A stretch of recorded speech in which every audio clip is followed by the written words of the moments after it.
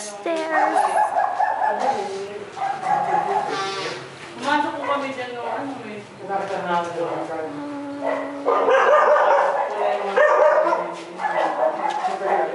Dati niya may aso, napakarami. Oo nga eh. Ang daming aso yung Leo. Pero hindi maganda yan. Hindi mo yan, tumatawag yan.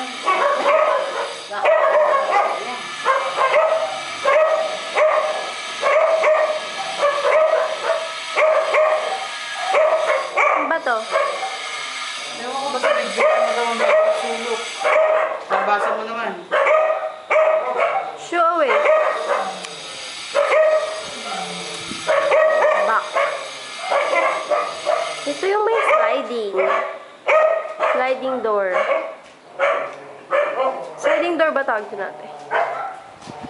Hindi ba sliding door yun?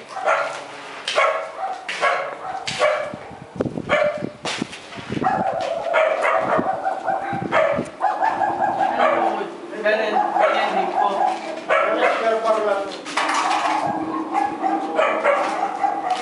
Paano po kaya magkakaroon yung estimated ano? Hindi, parang ito sa kanya doon. Dito sa kanya.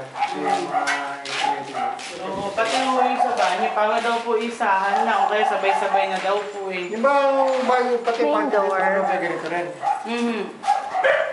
Stairs ulit. Kasi may mga bagong Yes, again. nabili sa plastic. Dapat nakabili na. Oo, kumuha po ako ng ano eh. Ng sampo, eh, kukunti lang. Pinapitan ko naman ang dami ng daw. Kaya pamili, sabi ni Kuya Alan. Kasi meron namin binira maganda yung rectangle. Yung 35. Ito na yung taas.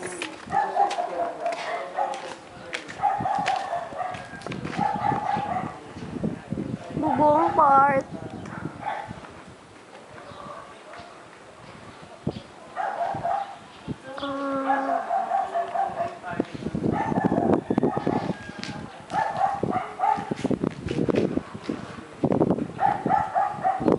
Ayan yung bintana sa may hagdan.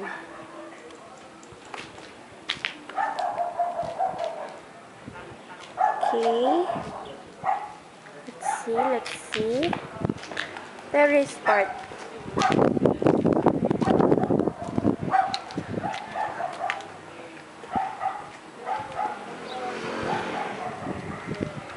Bakit ba ito terrace? Laki. Terrace part. Hanggang dun. Yan. Ito yung taas. Okay. Baba na ulit.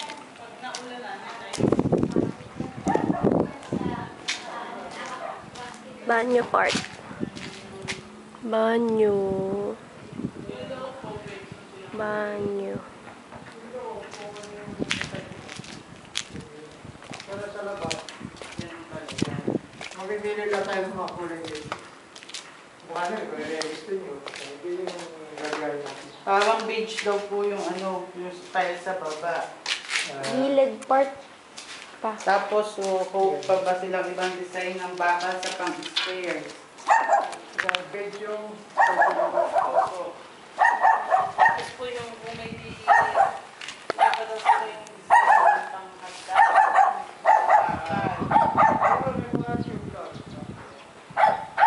Gilid.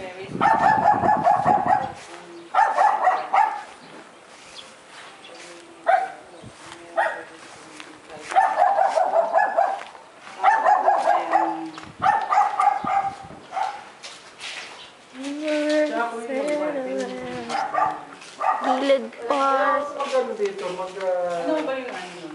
Kasi sabi ni Kuya Alan, kapag daw may nakalagay na isolation, TX, ano ba? TXN po ba yun? Oo. Okay na daw po yun. Yun daw po yun. Oo.